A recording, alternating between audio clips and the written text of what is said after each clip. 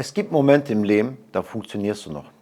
Du gehst zur Arbeit, du redest mit Menschen, du lachst vielleicht sogar. Aber innen drin ist es still. Nicht die gute Stille, die schwere. Die Stille, die sich anfühlt wie, wann hört das auf? Warum gerade ich? Wo ist deine Hilfe, Ya Rab? Wenn du weißt, wovon ich rede, dann ist dieses Video was für dich.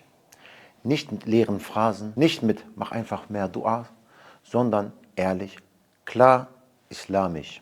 Bleib dran. Schlechte Zeiten sind kein Zeichen dafür, dass Allah dich vergessen hat. Sie sind Teil deines Lebens. Nicht, weil ich das sage, sondern weil Allah es im Koran sagt. وَلَنَبْلُوَنَّكُمْ بِشَيْءٍ مِنَ الْخَوْفِ وَالْجُوعِ وَنَقْصٍ مِنَ الْأَمْوَالِ وَالْأَنفُسِ وَالثَّمَرَاتِ وَبَشِّرِ الصَّابِرِينَ. Und wir werden euch ganz gewiss prüfen mit etwas Angst und Hunger und mit Verlust an Besitz, Leben und Erträgen. Doch verkünde den Geduldigen frohe Botschaft. Wenn man die Ayah davor und danach betrachtet, wird klar, wer gemeint ist. In der 153. Ayah sagt Allah: Ja ayyuhalladhina amanu ista'inu bis sabri was salah, inna Allaha ma'as sabirin. O, die ihr glaubt, sucht Hilfe in der Geduld und im Gebet. Gewiss, Allah ist mit den Geduldigen. Wie beginnt Allah hier die Ayah? Mit den Worten: O ihr, die ihr glaubt.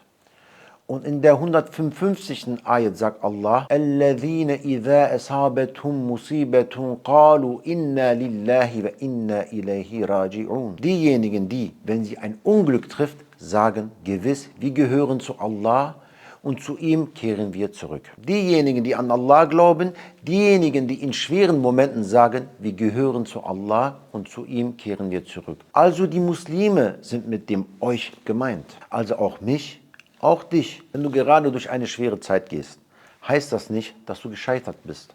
Es heißt nicht, dass du allein bist. Es heißt, du bist ein Mensch, den Allah in diesen Versen anspricht.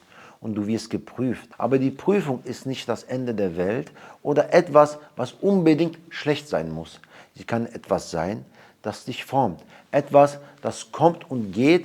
Etwas, das dich Allah näher bringt. Sie kann sogar ein Segen werden, wenn du lernst, richtig damit umzugehen. Deswegen zeige ich dir in diesem Video 5 konkrete Tipps. Kein Motivationsposter, keine trockene Theorie, sondern echte Schritte, wie du mit Problemen umgehen kannst. Tipp 1.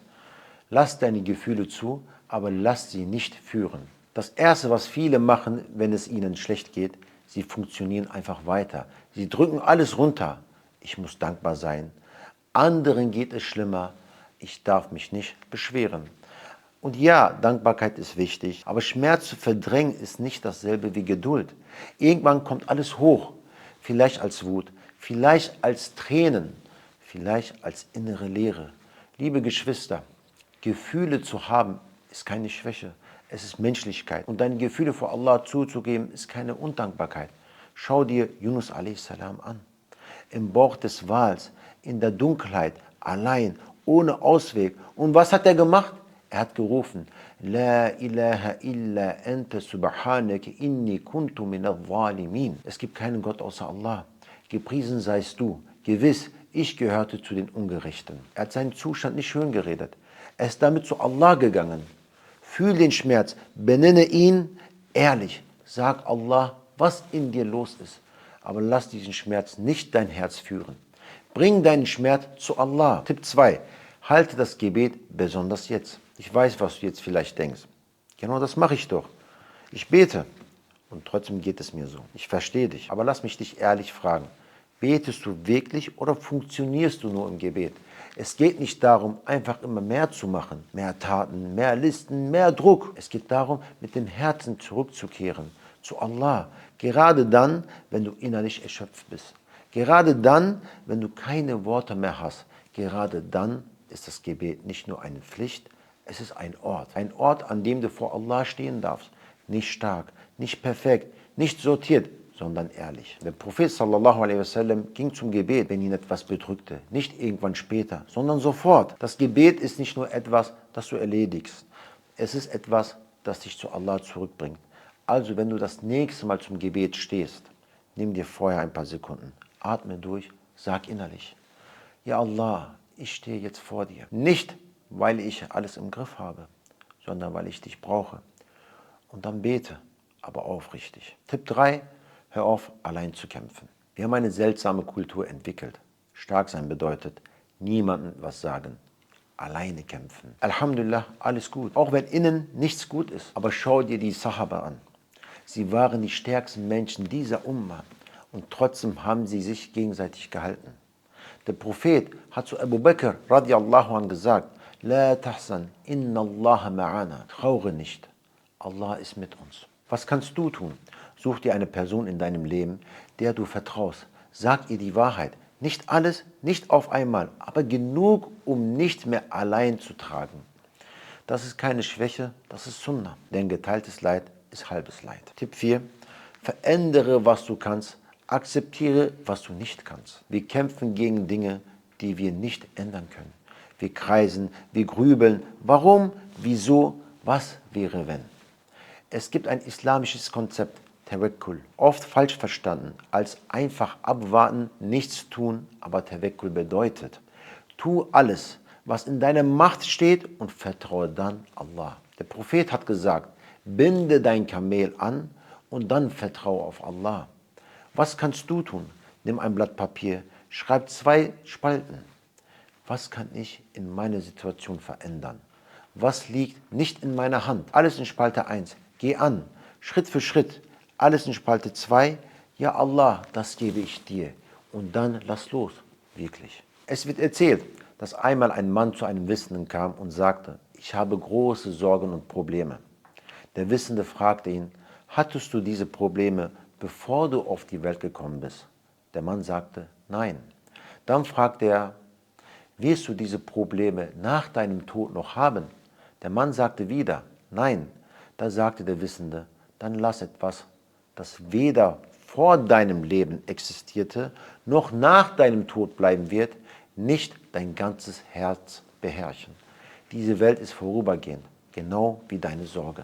Tipp 5. Vergiss nie, mit der Erschwernis kommt Erleichterung. Allah sagt in der Surah Al-Inshirah, فَإِنَّ مَعَ الْعُسْرِ يُسْرًا. Denn gewiss, mit der Erschwernis kommt Erleichterung. Inna ma'al usri yusra. Wahrlich, mit der Erschwernis kommt Erleichterung. Achte darauf, Allah sagt nicht nur einmal, dass Erleichterung kommt. Er sagt es 2-mal. Und wenn Allah etwas wiederholt, dann nicht ohne Grund. Beim ersten Mal steht am Anfang ein inna. Das bedeutet sinngemäß also gewiss oder daher gewiss. Es verbindet diese Aussage mit den Versen davor. Allah tröstet seinen Propheten, Muhammad a.s. und dann kommt diese gewaltige Zusage, mit der Erschwernis kommt Erleichterung. Nicht vielleicht, nicht irgendwann ohne Hoffnung, sondern inna, also gewiss. Und dann wiederholt Allah es noch einmal. Inna ma'al usri yusra. Beim 2. Mal steht kein mehr davor. Es ist nicht mehr nur die Verbindung zu dem, was davor gesagt wurde. Es steht für sich klar, direkt bekräftigt. Gewiss, mit der Erschwernis kommt Erleichterung. Die Wiederholung ohne das dient der Verstärkung und der Bekräftigung der Aussage. Eine wiederholte Bekräftigung, um absolute Gewissheit zu vermitteln. Die arabische Grammatik macht zudem deutlich, das Wort al-Usr, die Erschwernis, ist mit einem Artikel al bestimmt erwähnt, während Yusr, Erleichterung, unbestimmt bleibt. Das bedeutet laut vielen Mufassirun, eine und dieselbe Erschwernis bringt mindestens 2 unterschiedliche Erleichterungen mit sich. Denn dieselbe Al-Usr, Erschwernis, wird 2-mal erwähnt, aber Yusr, Erleichterung, 2-mal neu unbestimmt, also mehr als einmal. Inna ma'al. Das Ma'al ist eine Zeitangabe. Es bedeutet nicht danach, denn danach kann nach einem Tag oder nach 10 Jahren sein. Es bedeutet mit. Mit der Erschwernis kommt die Erleichterung. Ich weiß nicht, was du gerade durchmachst, aber Allah weiß es. Er hat dich nicht vergessen. Vielleicht verstehen die Menschen deinen Schmerz nicht. Vielleicht kannst du ihn nicht einmal richtig erklären. Aber Allah sieht jedes stille Dua, jede Träne, jede Nacht, in der du versucht hast, stark zu bleiben. Gib nicht auf. Allah kann selbst das Schwerste leicht machen. Wenn dir dieses Video gefallen hat, dann hilf auch den Leuten dabei, die ähnliche Probleme und Sorgen haben. Teile das Video, like das Video, abonniere den Kanal. Walhamdulillahi Rabbil Alamin.